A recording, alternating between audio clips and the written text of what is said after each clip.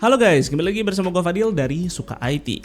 Kayaknya di tahun 2025 ini bakal menjadi tahun yang crowded banget nih untuk perilisan hardware.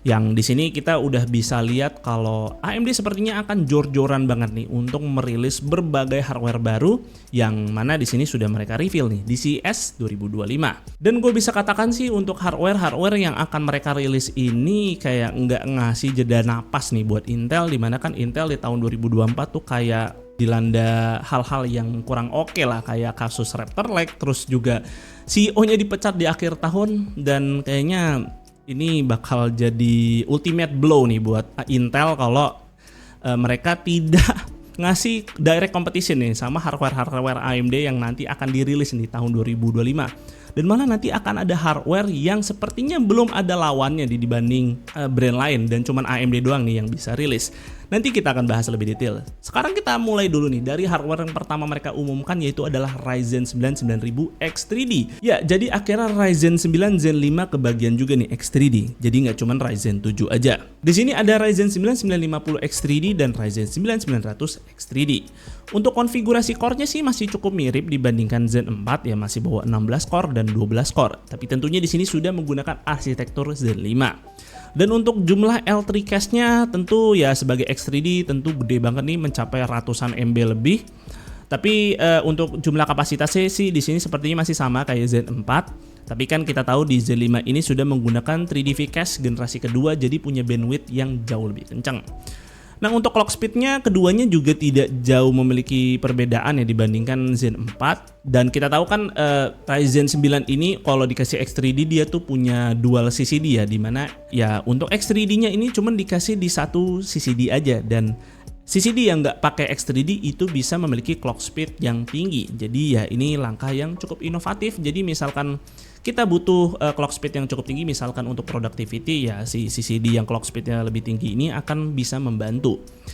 Dan untuk TDP bisa kita lihat di sini sepertinya nggak ada yang beda sih untuk yang Ryzen 9900, tapi untuk si 9950 dia ngasih TDP mencapai 170 watt, which is ini jauh lebih tinggi nih dibandingkan 7950 X3D yang itu cuma 120 watt aja. Nah, di sini kita bisa mengekspektasikan performa dari si 9950 X3D itu mencapai 8% lebih kencang nih untuk gaming dibandingkan generasi sebelumnya, dan 13% lebih kencang di productivity dibanding generasi sebelumnya.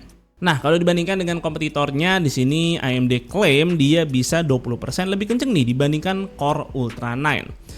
Tapi kan di sini Core Ultra 9 itu sendiri memang nggak lebih kenceng ya di gaming dibandingkan 14900K yang mana generasi sebelumnya tuh. Jadi harusnya sih di sini AMD kasih data juga sama Core i9 14900K, tapi sayangnya nggak ada. Nah, untuk productivity di sini ya Core Ultra 9 ini kan memang bisa kita akui cukup kenceng ya di productivity, tapi AMD berani klaim kalau si 9950 X3D ini punya 10% performa productivity yang jauh lebih kenceng dibandingkan Core Ultra 9. Ya, selebihnya mungkin akan kita lihat ya nanti pada saat hardware ini rilis, dan juga gua kebagian kesempatan untuk mereview CPU-nya. Dan kita bisa ekspektasi kalau kedua CPU ini akan diluncurkan di Q1 2025. Selanjutnya masih yang soal 3D-3D-an nih, tapi 3D yang kali ini untuk CPU mobile. Ya, jadi untuk Zen 5 mobile di sini akhirnya kebagian juga X3D, dimana kan Ryzen 9000 belum ada varian HX ya, mana yang HX-nya itu kan baru di Ryzen AI ya, itu kan untuk low power efficient ya. Nah, di sini untuk HX yang kali ini di CPU mobile-nya untuk ngejar performance, yang mana ini kan sudah diintroduce juga sama AMD waktu di Zen 4. Nah, ini nih penerusnya. Di sini ada 3 SKU, cuman satu aja sih yang pakai X3D. Nah, gue nggak mau nyebutin karena namanya nih ribet banget ngomongnya, nanti gue takut kepleset ya, kalian tinggal baca aja tabel ini. Tapi untuk si Ryzen 9 yang pakai X3D ini, dia kayaknya punya setup 3D V-Cache yang cukup mirip sama versi desktopnya. Dimana kan HX ini memang tujuan desainnya adalah menyamai chip desktop ya, yang mana ya kayak di Zen 4 itu Ryzen 7950HX, Ryzen 9 7945HX itu konfigurasinya cukup mirip dengan Ryzen 9 7950HX, dimana ngasih 16 core juga. Ya, jadi ini harusnya sih bakal lawan Arrow Lake HX ya, yang mana nanti kayaknya bakal Intel rilis juga di tahun ini dan mungkin akan diumumkan juga di CES ini. So di sini untuk HX 3D dan juga HX yang non X 3D itu ngasih setup yang mirip seperti chip desktopnya, yang tentu mungkin ini akan masuk ke laptop-laptop yang gendut-gendut yang memang dijadikan untuk workstation. Nah, untuk perilisan dari ketiga CPU ini bisa kita ekspektasi nanti di first half 2025. Ya sekitar Q2 lah ya, atau Q3 mungkin. Ya kita nanti lihat lebih lanjut ketika ya berbagai vendor laptop itu sudah mengumumkan laptop yang menggunakan CPU ini. Dan berikutnya di sini ada Ryzen AI Max. Nah, Ryzen AI Max ini adalah CPU terbesar yang pernah AMD buat. Jadi ini bisa diibaratkan gimana kalau si AMD ini merilis SoC-nya PlayStation 5. Ya, akhirnya beneran dirilis nih, yaitu di sini punya CPU core sampai 16 core, pakai arsitektur Zen 5. Terus di sini integrated GPU-nya pakai 40 compute unit. Itu gede banget, cuy. 40 compute unit itu bisa dikatakan udah di atas speknya Radeon RX 7600. Dan di sini AMD menggunakan ya seperti minor improvement arsitektur lah dari RDNA 3, yaitu adalah RDNA 3.5. Jadi ya gua rasa ini adalah CPU dengan integrated GPU terkencang yang pernah AMD rilis nih ke pasar PC dan juga laptop ya. Ya karena walaupun kita sudah pernah lihat AMD merilis CPU yang kencang untuk konsol, tapi kan itu eksklusif ya di PlayStation 5 doang dan juga Xbox.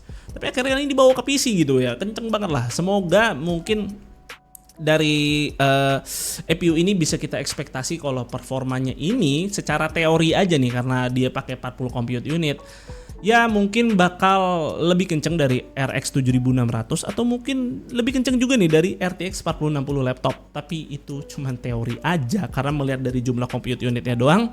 Nanti secara reality kan tergantung TDP dan juga form factor laptopnya, ya bisa jauh lebih pelan atau mungkin aja bisa melampaui gitu ya. Who knows? Dan di sini bakal bawa berapa nih? 4 SKU. Ada Ryzen AI Max Plus 395, Ryzen AI Max 390, Ryzen AI 385 dan juga Ryzen AI Pro 380. Jadi untuk yang 6 core cuman tersedia untuk di produk enterprise saja. Untuk kelas konsumernya cuman ada 3 doang nih. Dan AMD tidak menggunakan nama seperti Ryzen 9, 7 dan juga 5. Jadi cuman AI Max aja gitu. Dan mungkin juga nggak bakal ditaruh juga sih di laptop-laptop tipis. Mungkin laptopnya akan gede-gede ya mungkin, atau mungkin ada form factor baru ya untuk CPU ini. Kita akan lihat nanti. Tapi yang gua yakin banget ini bisa aja nanti ditaruh di mini PC, atau nanti nih mungkin nanti AMD bakal ngerilis kayak Intel NUC gitu ya. Atau mungkin nanti kayak ada sertifikasi gitu untuk si Ryzen AI Max ini. Ya ini cukup menarik sih. Banyak potensi lah yang bisa SoC ini diimplementasikan ke hardware seperti apa. Dan kayaknya memang belum ada kompetisi di pasar ya yang akan menyamai si Ryzen AI Max ini. Ya kalian lihat aja nih, dari benchmark yang AMD kasih itu dibanding sama Core Ultra 200V itu bedanya 200% cuy ya, karena 16 core coy, terus 40 compute unit integrated GPU, siapa yang bisa lawan gitu. Mungkin sih lawannya adalah Apple M series ya, dimana itu kan SoC Apple M series ini kan ngasih CPU core yang gede, terus juga integrated GPU-nya punya jumlah core yang banyak juga, dan punya memory bandwidth yang gede. Tapi Apple M series ini kan cuman eksklusif di Apple product aja. So akhirnya kita di Windows nih, PC Windows kebagian sebuah kebagian sebuah EPU yang menawarkan kelas performa yang sama. Kita bisa ekspektasi EPU ini akan dirilis secara berkala antara Q1 sampai Q2 2025. Kita beralih ke pengumuman selanjutnya, yaitu ada GPU baru nih, tentunya adalah Radeon RDNA 4. Nah, di sini AMD baru mengumumkan 2 SKU GPU aja, yaitu ada RX 9070 XT dan Ryzen 9070. Ya, jadi di sini AMD menggunakan penamaan baru dan juga menggunakan penamaan RX 9000 series. Mungkin biar menyamai sama Ryzen 9000 kali ya. Jadi dalihnya sih di sini AMD bilang kalau RX 8000 series ini sudah bakal digunakan untuk penamaan RDNA 3.5 ya, yang digunakan pada integrated GPU. Ya, kita nggak tahu nanti RX 8000 berapa. Nah, jadi di GPU discrete-nya si RDNA 4 ini menggunakan RX 9000 series. Tapi kenapa namanya jadi 9070 gitu, kayak RTX series gitu ya, 4070, 4060, 4080. Mungkin memang AMD biar mepetin aja deh namanya biar lebih familiar ya. Jadi ya udah deh, si RTX rilis apa nih nanti, mungkin 5070. Oh, kita punya nih pembandingnya, yaitu adalah RX 9070. Cuman jadi ribet aja sih. Gue pikir bakal jadi 9700 gitu ya. Anyway, di sini untuk arsitekturnya akan menggunakan RDNA 4, dan di sini untuk secara fabrikasi dia menggunakan TSMC 4 nanometer. Dan arsitektur ini membawa berbagai pembaruan seperti second gen AI Accelerator, yang mana AI Accelerator ini pertama kali AMD umumkan di RDNA 3. Cuman sampai sekarang sih gua juga nggak ngerti itu fungsinya buat apa ya, emang. Oke lah. Anyway, untuk RT Core di sini sudah generasi ketiga, tentu kita akan bisa melihat peningkatan ray tracing juga nanti di RDNA 4. Tapi sih kayaknya gue sudah melihat peningkatan ray tracing yang cukup improve ya di RDNA 3. Dan sebenarnya sih untuk third gen RT Core ini sudah ditis ya di PlayStation 5 Pro, yang itu kan juga sama-sama menggunakan RDNA 4. Dan ya katanya kan kata Sony itu ray tracingnya improve banget tuh, makanya kan dirilis PlayStation 5 Pro yang punya visual jauh lebih oke dibandingkan PlayStation 5 Basic. Tapi nanti kita akan lihat aja di GPU Discrete ini bakal seperti apa, apakah bisa menyaingi nanti Nvidia RTX 5000. Ya, who knows, nanti kita lihat lah lebih lanjutnya. Kemudian di sini ada second gen AMD Radiance Display Engine, di mana untuk media encodingnya AMD ini kan memang cukup oke ya di RDNA 3, di mana membawa AV1 encode dan decode. Dan sepertinya AMD akan mengimprove-nya lagi, mungkin secara secara codec mungkin support yang lebih baru. Di sini nggak ada detail sih sayangnya, tapi setidaknya kita bisa ekspektasikan ya ketiga hal itulah yang AMD bawa pada RDNA 4 ini. Sayangnya sih di sini belum ada detail mengenai spesifikasi GPU-nya seperti apa ya, karena memang di slide-nya ini nggak dibagikan lebih detail secara spesifikasi dari RX 9070 XT dan juga Ryzen 9070.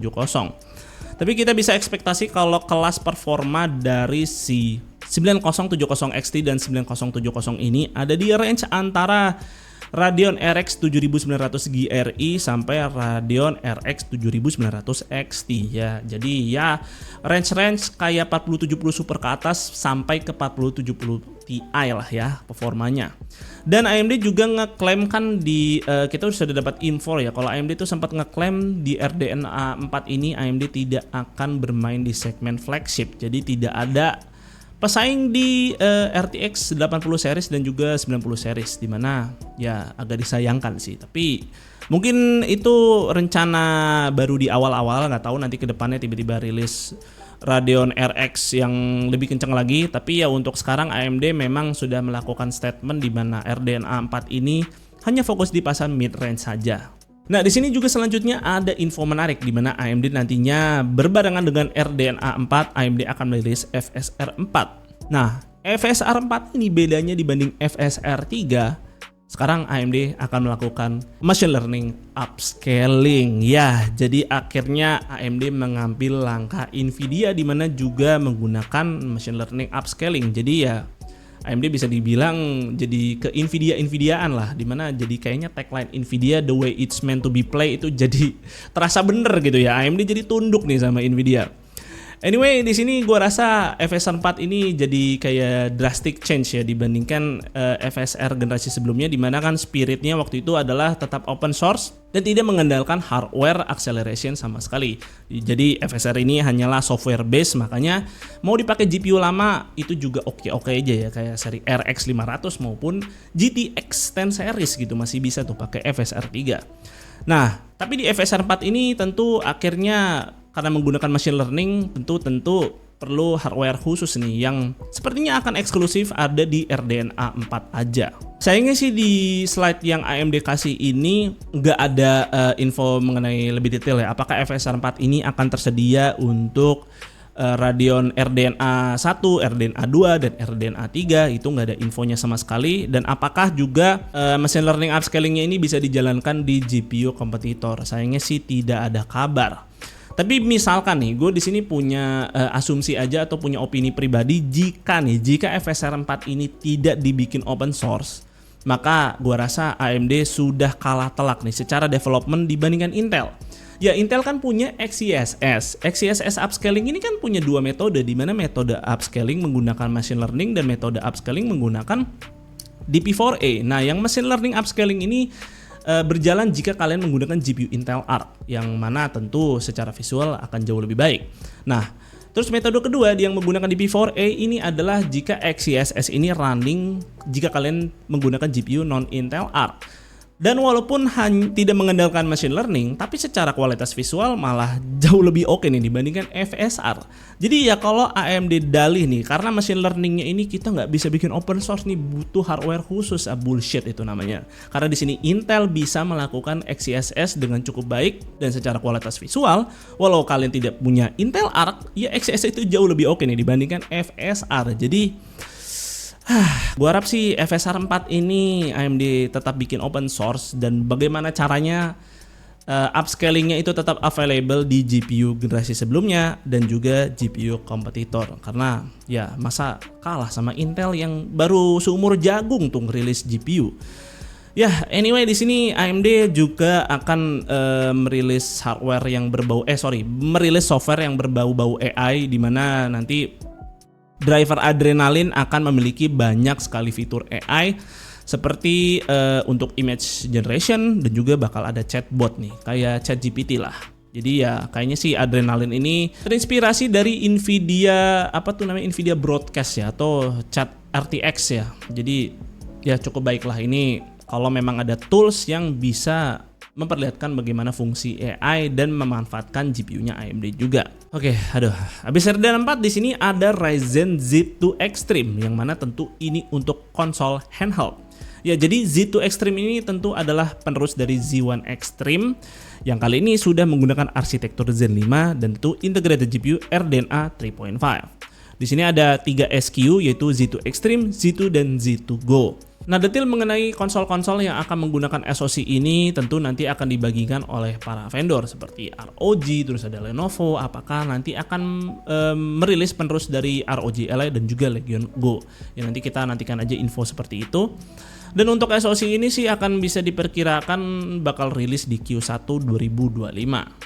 Oke, selanjutnya di sini ada Ryzen AI, yang sebelumnya Ryzen AI itu kan cuma ada Ryzen AI 9. Nah, sekarang di sini ada Ryzen AI 7 dan juga Ryzen AI 5. Yang mana Ryzen AI ini kan tentunya difokuskan untuk Copilot Plus PC nih yang ada di laptop nanti. Di sini tentu untuk Ryzen AI 7 akan membawa Z5 8 core 16 thread, dan untuk Ryzen AI 5 akan menggunakan Z5 6 core 12 thread. Nah, di sini untuk NPU-nya masih sama nih sama Ryzen AI 9, di mana menawarkan 50 tops nih, yang mungkin ya ini kan sebagai batas minimal juga ya dari Copilot Plus, di mana butuh 45 tops nih supaya bisa dapat sertifikasi tersebut dari Microsoft. Terus juga nanti CPU ini akan tersedia juga untuk Pro Series, yang tentu nanti akan dirilis untuk laptop-laptop yang diperlukan untuk kelas enterprise. Nah, pengalaman gue sih waktu pakai Ryzen AI 9 itu power efisiensinya gokil banget. Bahkan si Ryzen AI 9 dengan TDP yang jauh lebih rendah dia bisa menandingi Raptor Lake HX itu yang punya TDP tinggi banget tuh sampai ratusan watt. Dan buat integrated GPU RDNA 3.5-nya juga kenceng, bisa main Genshin rata kanan 60 fps. So, semoga nih di Ryzen AI 7 dan Ryzen AI 5 AMD bisa membawa efisiensi yang baik tersebut ke laptop-laptop yang jauh lebih terjangkau. Karena Ryzen AI 9 tuh laptopnya di 20 jutaan gitu ya. Tentu buat semua orang itu masih harga yang sangat mahal. Ya, nanti kita berharap aja laptop-laptop yang pakai Ryzen AI ini yang udah Ryzen AI 7 ya sama Ryzen AI 5 harganya ya lebih oke lah, lebih bisa affordable lah ya. Dan kita bisa ekspektasikan CPU-CPU ini rilis di Q2 2025. Dan last but not least yaitu pengumuman mengenai Ryzen 200 series. Nah, Ryzen 200 series ini hanyalah refreshment nih dari Ryzen 8040 series, yang mana itu juga cuma refreshment dari Ryzen 7040 series. Jadi masih pakai Zen 4 dan juga integrated GPU RDNA 3 dan masih membawa NPU XDNA generasi pertama. Jadi ya secara performance sih nggak gimana-gimana sih Ryzen 200 series. Jadi mungkin ini kayak ini aja sih nanti untuk placement aja, dimana kan tadi ya CPU-CPU yang kelas kakapnya udah kita lihat gila-gila banget teknologinya. Nanti untuk laptop-laptop yang terjangkau yang mungkin range harga 5-7 juta ya pakai CPU-nya ini. Jadi ya gua rasa sih ini hal yang cukup wajar ya di industri.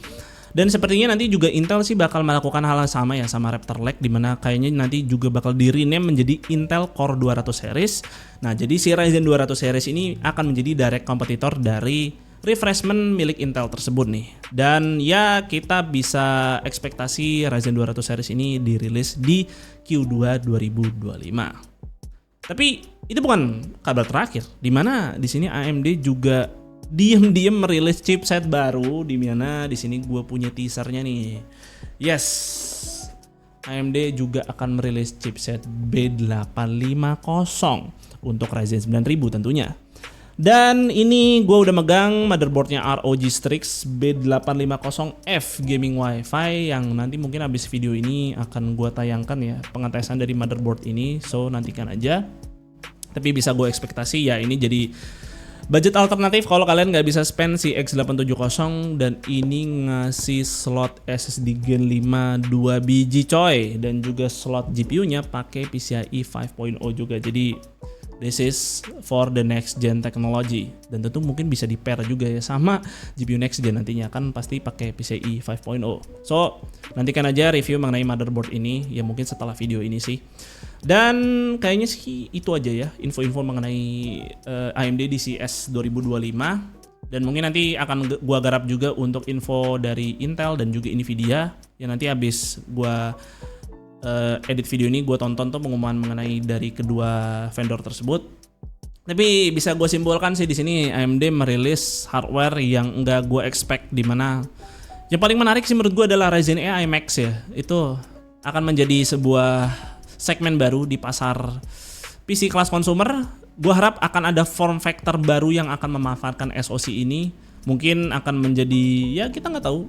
AMD sudah melakukan gebrakan konsol handheld menggunakan SoC Z1 mereka, dan di Ryzen AI Max ini gue tunggu inovasinya hardware seperti apa nih yang kayak gini. Itu gede banget coy, 40 compute unit integrated GPU, gila sih. Kayaknya GPU seri-seri entry level itu akan bisa tersaingi ya gitu, kayak RX 7600 dan juga RTX 4060. Ya kita nantikan aja dah. Tapi gue excited sih dari semua pengumuman-pengumuman yang AMD lakukan di CES 2025 ini. Dan ya ini tahun yang cukup crowded untuk perilisan hardware. So itu aja yang bisa gue sampaikan di video ini. Semoga video ini menarik buat kalian. Like dan share video ini jika kalian berkenan, dan jangan lupa juga subscribe channel Suka IT jika kalian gak mau ketinggalan kontennya. Dan jangan lupa juga follow Suka IT di Instagram dengan nama @suka_it. Gue Fadil dari Suka IT pamit undur diri. See you on the next video.